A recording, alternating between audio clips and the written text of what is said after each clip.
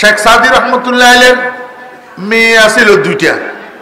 শেখ সাদি রহমতুল্লাহ আলাইহির মেয়ে বিশ্বকবি তাজুল আউলিয়া হযরত শেখ মুসলিহুদ্দিন সিরাজি সাদি রহমতুল্লাহ আলাইহির মান্যা দুগা আছিল।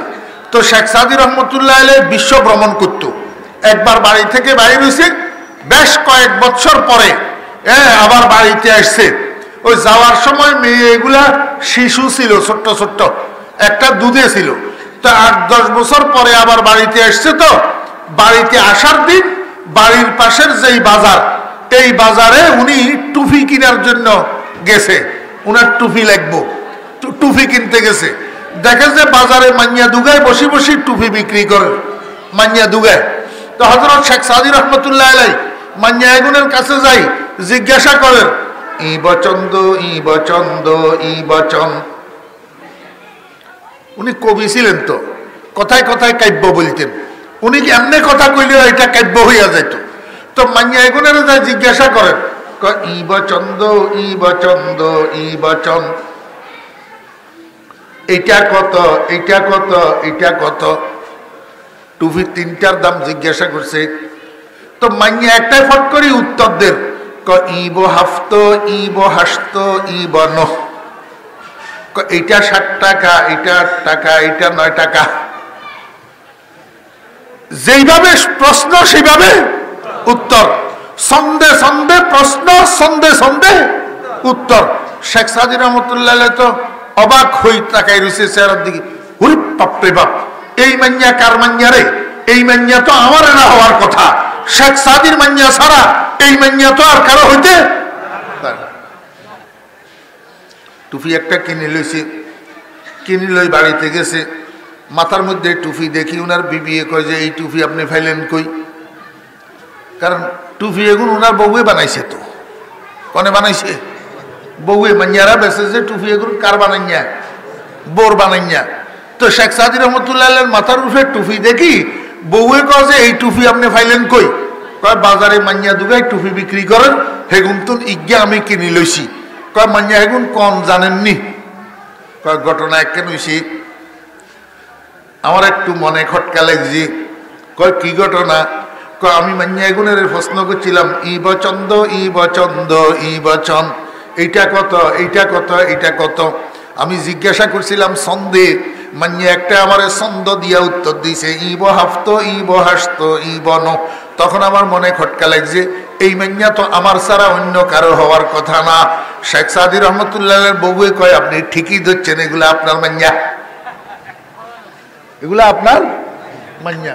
এই কথাটা কিনলে কইলাম, জজিরাতুল আরবের থেকে, আরব উপদ্বীপের থেকে একটা কাফেলা হযরত শেখ সাদি রহমতুল্লাহ আলাইহির বাড়িঘর দেখার জন্য আইছে। শৌখিন মানুষ, শখ আর কি। শেখ সাদি রহমতুল্লাহ আলাইহি বিশ্ববিখ্যাত কবি, উনার বাড়িঘর একটু ভ্রমণ করব, দেখব। হ্যাঁ, তো জজিরাতুল আরবের থেকে মুলকে সিরাজ আসছে।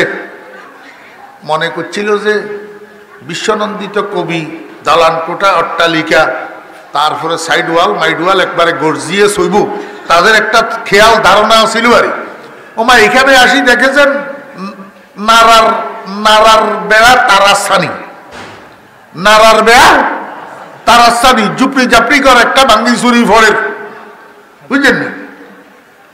এগুলো এইটা দেখি এগুলোর মন খারাপ হয়ে গেছে। তো একজনে কাব্য রচনা করে সাদিয়া শিরাজিয়া নামস বসাস খানা আশরা দিদাম খারো খসাস। কয় শেখ সাদি খালি নামে সর্বস্ব, কামের বেলায় তো কিচ্ছু নেই। মনে করছিলাম বিশ্ববিখ্যাত একজন কবি, বুঝি দালান কোটা অট্টালিকা হইব। এখন তো দেখি জুপড়ি জাপড়ি ভাঙ্গা চূড়াঘর, কিচ্ছু তো করতে পারে না, খালি ফন্ডিতে না, খালি মনোযোগ আছে নি, খালি ফন্ডিতে না। এখন আমাদের দেশের মানুষও বর্তমানে এই দালান কোটা অট্টালিকা গাড়ি বাড়ি এগুলার সফলতা মনে করে। হ্যাঁ, এগুলা না থাকলে মনে করে যে খালি ফন্ডিতে না, বুঝছেন? এখন এই কথা যে কইছে ফাঁসাদি শেখ সাদির মান্যা কিন্তু আছে। শেখ সাদির মান্যা কি কইল? সাদিয়া শিরাজিয়া নামস বসাস খানা আশরা দিদাম খারো খসাস। শুনছিলাম শেখ সাদি মনে করছিলাম বিরাট কিছু, মনে করছিলাম আলিশান দালান কোটা ঘর বাড়ি হইব। এখন তো দেখি জুপড়ি জাপড়ি ঘর, কিচ্ছু তো করতে পারে না। জীবনটা বিফল। জীবনটা কি বিফল। সঙ্গে সঙ্গে শেখ সাদি রহমতুল্লাহ আলাইহির মেয়ে উত্তর দিতেছে, কাফেলা রফতন্দে মাহাম মিরবেম আজবরায় চন্দে রোজাই বসাস। কাফেলা রফতন্দে মাহাম মিরবেম আজবরায় চন্দে রোজাই বসাস। ও আরব উপদ্বীপের কাফেলা, তোমরা যেরকম এই রাস্তা দিয়ে আসছো আবার চলে যেতেছ, অল্প কতক্ষণ এখানে অবস্থান করতেছ, এইরকম এই রাস্তা দিয়ে আরো অনেক কাফেলা আসা যাওয়া করে, আরো অনেক মরুচারী দল, আরো অনেক মরুভূমির দল এই রাস্তা দিয়ে আসা যাওয়া করে। আমাদের এখানে কিছুক্ষণ দাঁড়ায়, শেখ সাদির বাড়িঘর গুলা দেখে, আবার কিছুক্ষণ পরে আবার চলে যায়, আবার কিছুক্ষণ পরে আবার চলে যায়। ঠিক মনে করো দুনিয়াটাও এইরকম পথিকের জন্য সামান্যক্ষণ অবস্থানের জায়গা। এই সামান্যক্ষণ অবস্থানের জন্য এই জুপড়ি জাপড়ি এইটাই তো যথেষ্ট। এত ফাঁকা দালান কোটার অট্টালিকার কি দরকার? কনে কয় শেখ সাদির মান্যায়। আল্লাহু আকবার। সাদিয়া শিরাজিয়া নামস বসাস খানা আশরা দিদাম খারো খসাস। এখন আপনারা প্রশ্ন করতে পারেন, হুজুর কিছু কিছু হুজুরেরও তো আমরা দালান কোটা অট্টালিকা জায়গা জমিন গাড়ি বাড়ি দেখি, তাহলে ওনারা এগুলা রাখছে কেন? এবার এই প্রশ্নের উত্তর দেওয়ার জন্য আপনাদেরকে আমি আর একটা ঘটনা বলা লাগে, যদিও সময় আমার অনুমতি দেয় না, তারপরেও একটু বলতে হয়। আরেকজন আল্লাহর ওলির নাম ছিল খাজা ওবায়দুল্লাহ আহরার রহমতুল্লাহ আলাইহি। খাজা ওবায়দুল্লাহ আহরার রহমতুল্লাহ আলাইহির একজন খলিফা ছিলেন, বিশ্ববিখ্যাত আরবি গ্রামারের পারদর্শী হযরত মাওলানা আব্দুর রহমান জামি রহমতুল্লাহ আলাইহি খাজা ওবায়দুল্লাহ আহরার রহমতুল্লাহ আলাইহির কাছে যেদিন মুরিদ হওয়ার জন্য গেছেন, যাইয়া দেখে খাজা ওবায়দুল্লাহ আহরারের বাড়িঘর ফাঁকা, দালান কোটা অট্টালিকা, বাড়ির চতুর্পাশে সাইড ওয়াল, বাড়িতে ঢুকার পথে একটা রাজকীয় গেট। এগুলা দেখি আব্দুর রহমান জামি রহমতুল্লাহ আলাইহির মন খারাপ হয়ে গেছে। ওরে বাবারে, এটা তো আস্থা দুনিয়ায় যার, এতের কাছে মুরিদ হই লাভ হইব কি? এত তো দুনিয়ার পাগল, দুনিয়ার কুত্তা। এই কথা মনে করি আর নিজে নিজে সিদ্ধান্ত নিছে না, এই লোকের কাছে মুরিদ হওয়া যাবে না। তো এখন আসলাম যে এটা তারে জানান দিতে হবে না।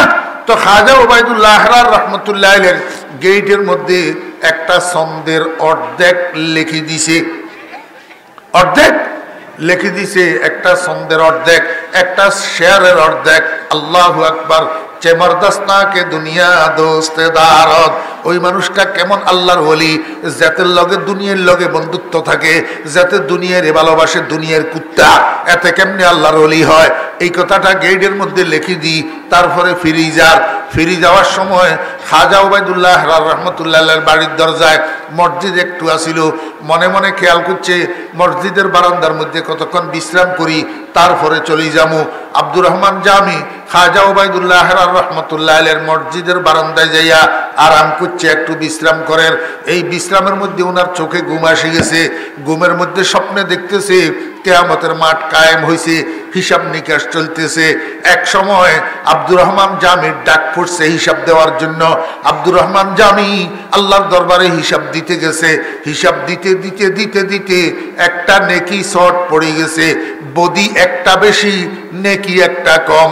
আল্লাহ পাক কয়, ও আব্দুর রহমান, কিয়ামতের ময়দানের থেকে তালাশ করি একটা নেকি নিয়ে আসো, আত্মীয় স্বজন বন্ধু বান্ধব যারা আছে তাদের থেকে একটা নেকি নিয়ে আসো, তাহলে তোমারে আমি মুক্তি দিয়া দিমু, নাজাত দিয়া দিমু। আব্দুর রহমান জামি রহমতুল্লাহ আলাইহি কিয়ামতের ময়দানে যাইয়া ঘুরতেছে। আত্মীয় স্বজন, মা বাপ, ভাই বেরাদর, বন্ধু বান্ধব যতজনের কাছে গেছে একটা নেকি চাওয়ার জন্য, কেউ দাঁড়াইয়াও কথা কয় না, কেউ কথা কইতেও তৈয়ার না, চিনতেও তৈয়ার না, পরিচয় দিতেও তৈয়ার না। ইয়াউমা ইয়াফিরুল মারউ মিন আখিহি ওয়া উম্মিহি ওয়া আবিহি ওয়া সাহিবাতিহি ওয়া বানিহি। ও ভাই বন্ধুরা, কার লাগিয়া বান্ধ বাড়ি ঘর, কার লাগিয়া বান্ধ বাড়ি ঘর মনরে, কার লাগিয়া বান্ধ বাড়ি ঘর। আপন আপন ভাব যাদের সবই তোমার পরমানুরে, কার লাগিয়া বান্ধ বাড়ি ঘর। বাপে ছেলের পরিচয় দিবে না, ছেলে বাপের পরিচয় দিবে না, ভাই ভাই পরিচয় দিবে না, স্ত্রী স্বামীর পরিচয় দিবে না, স্বামী স্ত্রীর পরিচয় দিবে না, বাপে ছেলের পরিচয় দিবে না। বলবে দুনিয়াতে আমার কোনো ছেলে ছিল না, ছেলে বলবে দুনিয়াতে আমার কোনো বাপ ছিল না। কে আপনি? আমি আপনারে চিনি না। আব্দুর রহমান জামি রহমতুল্লাহ আলাইহি কিয়ামতের মাঠ পুরাটা ঘুরছে, নেকি দেওয়া তো দূরের কথা, পরিচয় দ্বিতীয় কেউ তৈয়ার না। ফেরত যাইতেছে আল্লাহর দরবারে নিরাশ হইয়া, নেকি পাইল না। এই সময়ের মধ্যে বুড়া মানুষ একটা পিছনের দিক থেকে ডাক দিছে, আব্দুর রহমান। আব্দুর রহমান জামি রহমতুল্লাহ আলাইহি পিছনের দিকে তাকাইয়া দেখে বুড়া মানুষ একটা ডাকে বিরক্তি বোধ করতেছে। ওই খাজা ওবায়দুল্লাহ